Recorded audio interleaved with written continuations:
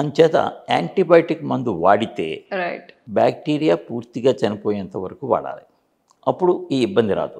అచ్చా, అందుకే కోర్స్ వాడాలని చెప్తారు. కోర్సు కంప్లీట్ చేయాలి. చాలామంది చేసే పొరపాటు అనవసరంగా మొదలుపెట్టడం, రెండవది అర్ధంతరంగా ఆపేయడం. అనవసరంగా మొదలుపెట్టడం ఎందుకు అని చెప్తున్నామంటే గొంతు నొప్పి, జలుబు, విరోచనాలు ఈ మూడు కూడాను 100% లేదా 95% వైరస్ క్రిముల వల్ల వస్తుంది. వైరస్ క్రిమికి యాంటీబయాటిక్ ఏమిటి సంబంధమే లేదు. యాంటీవైరల్ వాడితే కొద్దిగా ఫలితం లభిస్తుంది, యాంటీబయాటిక్ వాడితే ఫలితం లేదు. యాంటీబయాటిక్ బ్యాక్టీరియాని చంపుతాయి, వైరస్ని ఏమీ చేయలేవు అవి. ఇప్పుడు గొంతు నొప్పి వచ్చినా, జలుబు వచ్చినా, థ్రోట్ ఇన్ఫెక్షన్ ఏదొచ్చినా ఆగ్మెంటన్ 625 వేసేయండి, వాడేస్తున్నారు. ఒక 2 రోజులు వేసినప్పుడు తగ్గుతుంది, ఆపేస్తున్నారు. దాంతో తగ్గింది ఆగ్మెంటన్ వల్ల కాదు, దాని నేచురల్ కోర్సే అది. అందుకనే జలుబు ముఖ్యంగా కామన్ కోల్డ్ 5 నుంచి 7 రోజుల్లో తగ్గిపోతుంది. దానంతా అదే తగ్గుతుంది. 199 మందిలో తగ్గిపోతుంది. రైట్. ఎవరో ఒక్కళ్ళలో కాంప్లికేషన్కి వెళ్తుంది. అంటే కాంప్లికేషన్ అంటే ఏంటి? వైరస్ వచ్చింది, 5వ రోజు నుంచి 7వ రోజు మధ్యలో అది వెళ్ళిపోతుంది శరీరం నుంచి. ఆ వైరస్ చేసిన డ్యామేజ్ మీద బ్యాక్టీరియా వచ్చి ఇన్ఫెక్షన్ కలుగు చేస్తాయి. అప్పుడు బ్యాక్టీరియల్ ఇన్ఫెక్షన్ వస్తుంది. అందుకనే జలుబు వచ్చింది, విరోచనం రాగానే మేము ఏమొద్దయ్యా అని చెప్తాం, కానీ కొద్దిగా బి కాంప్లెక్స్ విటమిన్స్ అవి ఇస్తాము, ఎందుకంటే మన శరీరంలో రోగనిరోధక శక్తి పెరగడానికి. కరెక్ట్. అంతేగాని ఇంకా యాంటీబయాటిక్స్ ఇవ్వం మేము. 7వ రోజు ఎన్నాళ్ళ నుంచి ఉంది? 7 రోజుల నుంచి ఉందండి గొంతు నొప్పి, పెరిగిందండి, లేదా మొదట్లో వచ్చిందండి తగ్గింది మళ్ళీ పెరిగిందండి. సో అటువంటి సందర్భంలో మేము యాంటీబయాటిక్స్ ఇస్తాం. మేము ఇచ్చిన యాంటీబయాటిక్స్ పూర్తి కోర్సు వాడాలి, మధ్యలో ఆపకూడదు. ఇచ్చిన కోర్సు వాడాలి. సగం సగం వాడినా లేదా మధ్య మధ్యలో టాబ్లెట్లు మిస్ అయితే బ్యాక్టీరియా రెసిస్టెన్స్ని డెవలప్ చేసుకుంటాయి. ఇక్కడ ఇంకొక సమస్య చెప్తానండి. ఈ బ్యాక్టీరియా రెసిస్టెన్స్ని డెవలప్ చేసుకోవడమే కాకుండా డెవలప్ చేసుకుని ఈ నాలెడ్జ్ని వాటిల్లో దాచుకుంటుంది. రేపొద్దున ఏదో వేరే ఇన్ఫెక్షన్ వస్తుంది, ఈ నాలెడ్జ్ని వాటికి పాస్ ఆన్ చేస్తుంది. They communicate. మేమే కాదు, మీరు కూడా స్ట్రాంగ్ అవ్వండి, ఈ టాబ్లెట్స్ పనిచేయడానికి వీల్లేదు, మీరు బాగుండండి, మేము బాగుంటాం. మనకన్నా వాటికి ఎక్కువ యూనిటీ ఉంది సార్. యూనిటీ ఉంది. యూనిటీ కాదమ్మా, they communicate, they live in harmony. Oh my God. అలాగని అన్ని బ్యాక్టీరియా చెడ్డవా? కాదు. అసలు బ్యాక్టీరియా లేకపోతే మన లైఫే లేదు. మన శరీరం మీద కొన్ని కోట్ల సంఖ్యలో ఉంటాయి బ్యాక్టీరియా. అవి చాలా బ్యాక్టీరియా మనల్ని కాపాడుతాయి. ఫర్ ఎగ్జాంపుల్, చెవి లోపల సూడోమోనాస్ అనేటువంటి ఒక బ్యాక్టీరియా ఉంటుంది. అది మనకి ఏ విధమైనటువంటి హాని కలుగు చేయదు, అది ఉంటుంది. అది ఉన్నంతసేపు వేరే బ్యాక్టీరియా అక్కడికి రాలేవు. ఓకే, అంత సేఫ్. అది మనని కాపాడుతుంది. కానీ సమస్య ఏంటంటే మన రోగనిరోధక శక్తి ఏ కారణం చేతనైనా తగ్గితే గనక అప్పుడు అది మనని ఇన్ఫెక్ట్ చేస్తుంది. చాలా అంటే అదొక మైల్డ్ యాండ్, మన ఇంట్లో కుక్క పిల్లలాగా అనమాట, పెంపుడు కుక్కలాగా. అది దానికి బాగా ఆకలేస్తే అప్పుడు మనం కరుగుతుంది. అలానే సూడోమోనాస్ ఏం చేయదు మనని. మన రోగనిరోధక శక్తి తగ్గినప్పుడు దాని నుంచి మనకి ఇన్ఫెక్షన్ వస్తుంది. అది ఉన్నంతకాలం వేరే బ్యాక్టీరియా రాలేవు. కొంతమంది తెలియక చెవిలో చుక్కల మందు వేస్తారు, చెవి నొప్పి వచ్చిందని సిఫ్రాను, జెంటామైసిన్ అని చుక్కల మందు వేస్తారు. అది వేసినప్పుడు ఈ సూడోమోనాస్ చనిపోతుంది. అయ్యో, చనిపోతే బయట బ్యాక్టీరియా, ఫంగస్, ఇన్ఫెక్షన్. అవసరాన్ని బట్టే ఈ యాంటీబయాటిక్స్ అనేవి వాడాలి. ఇది చాలా ముఖ్యంగా అందరూ గమనించవలసిన విషయం. గొంతు నొప్పి, జలుబు, వీటికి లూజ్ మోషన్స్ అయితే 24 గంటల్లో తగ్గిపోతాయి. అంటే మొదటి 24 గంటలు యాంటీబయాటిక్ వాడకూడదు. జలుబు, గొంతు నొప్పికి మొదటి 5 రోజులు యాంటీబయాటిక్ మందులు వాడవలసిన అవసరం లేదు.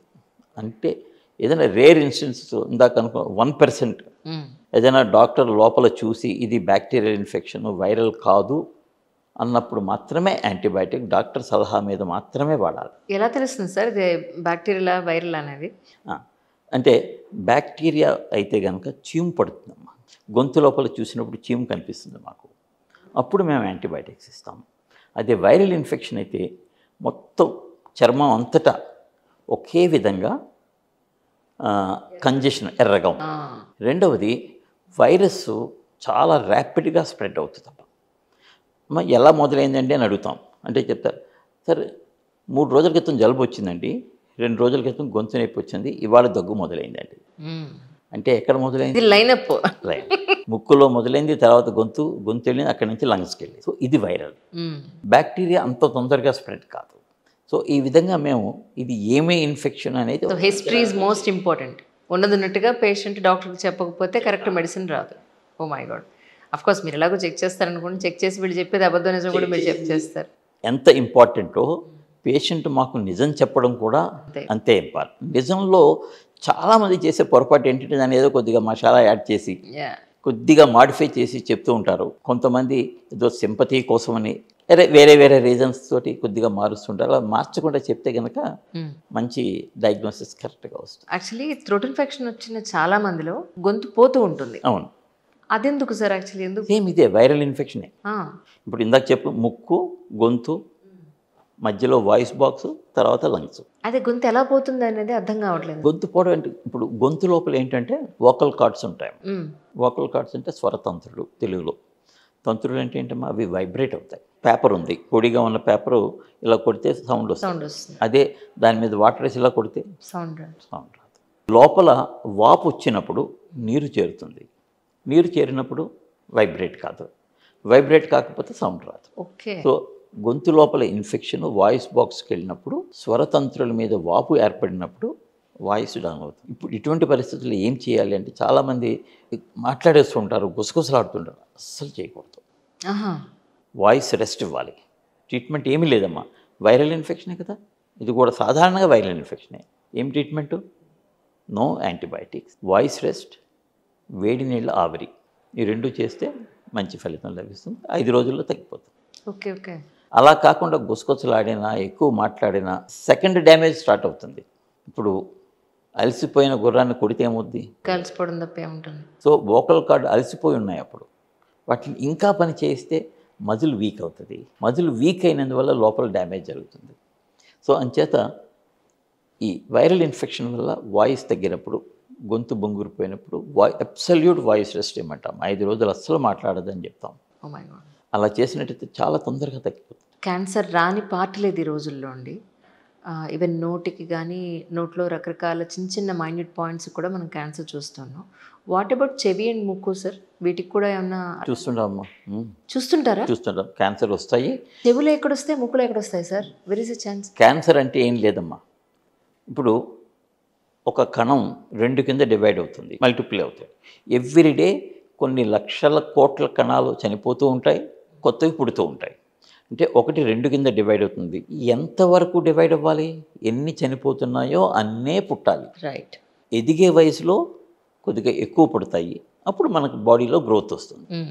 గ్రోత్ అయిపోయిన తర్వాత ఇంకా కణాలు పెరగకూడదు. కరెక్ట్. కంట్రోల్ ఏదైతే ఉందో, అంటే ఎంత పెరగాలో అంతే డివైడ్ అవ్వాలనేటువంటి కంట్రోల్ ఉండేటువంటి ఒక స్విచ్ డ్యామేజ్ అవ్వడం వల్ల ఒక కణం నుంచే మొదలవుతుంది క్యాన్సర్. అది 2, 4, 16 కింద డివైడ్ అయిపోతూ ఉంటుంది, పెరుగుతూ పోతుంది. ఇంకోటి ఏంటి, అంత ర్యాపిడ్గా పెరుగుతున్నప్పుడు ఆ సెల్ స్ట్రక్చర్ కంప్లీట్గా ఫామ్ కాదు, లూజ్గా ఉంటుందన్నమాట. ఆ లూజ్ పార్ట్స్ అంటే కొన్ని కణాలు రక్తంలో కలిసిపోయి వేరే ప్రదేశాల్లో కూడా డిపాజిట్ అవుతాయి. అది ముఖ్యంగా దాన్నే మనం క్యాన్సర్. సో క్యాన్సర్ కణాలు 2గా డివైడ్ అయ్యేది ఒక శరీరంలో జరిగేటువంటి ఒక యాక్సిడెంట్ అని చెప్పుకోవచ్చు. ఈ యాక్సిడెంట్ని మనం నివారించడానికి మనకి ఏమీ లేవు, కానీ ఇలాంటి యాక్సిడెంట్స్ జరగడానికి ప్రధానమైనటువంటి కారణం స్మోకింగ్, ఆల్కహాల్. ముక్కులో మీరు ఇలాంటివి చూసారు రీసెంట్గా? చెవిలో ఎలాంటి క్యాన్సర్స్ చూసారంటే చెప్పండి సార్ ఒకసారి. చెవిలో కంతులమ్మా. అవునా? చెవిలో కంతులు వస్తాయా? Oh my God. Same in ముక్కు ఆల్సో. ముక్కు, గొంతు, వాయిస్ బాక్స్. అయితే గుడ్ పార్ట్ ఏంటంటే మిగతా శరీరంలో వచ్చే క్యాన్సర్ కంటే కూడా ఈ క్యాన్సర్ని ప్రారంభ దశలో మేము గుర్తించి ఆపరేషన్ చేసి తీసేస్తే కనుక success rate 80 to 90%. Right. Total cure 80 to 90% వచ్చిన సందర్భాలు చాలా ఉంటాయి. ఈ ఓరల్ అనేది డెంటల్ వాళ్ళ దాంట్లోకి కొంత పార్ట్ వస్తుంది. అవును. మీ దాంట్లోకి ఏ పార్ట్స్ వస్తాయి యాక్చువల్గా? పళ్ళు కాక మిగతావన్నీ మాకు వస్తాయి. 2 పళ్ళు వాళ్ళవే. రైట్. లోపల నోటి పూత అనేది మధ్య మధ్యలో నేను చాలాసార్లు చూసినప్పుడు జనరల్ ఫిజిషియన్ అంటూ ఉంటారు, ఎక్కువ తిట్టుకుంటున్నారమ్మా మీరు ఎవరినన్నా అని.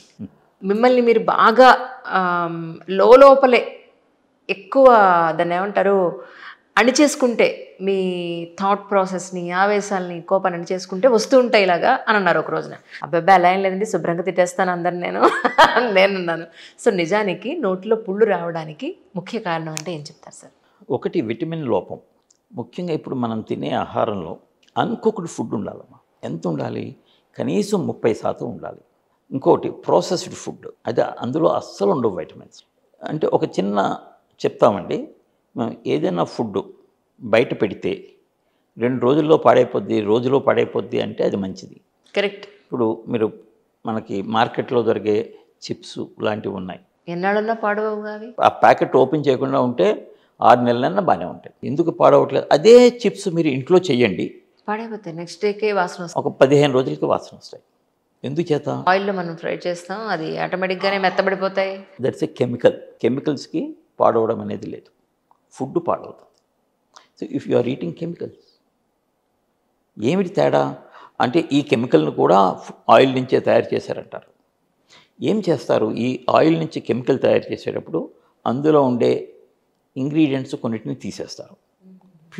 ప్యూరిఫై చేసామండి అంటారు. ప్యూరిఫై చేయి కాదు, మనకు కావాల్సింది ఇంప్యూర్ ఫుడ్. మనకి అంటే ఆ ఇంప్యూరిటీస్ ఏమేమి తీసేశారు?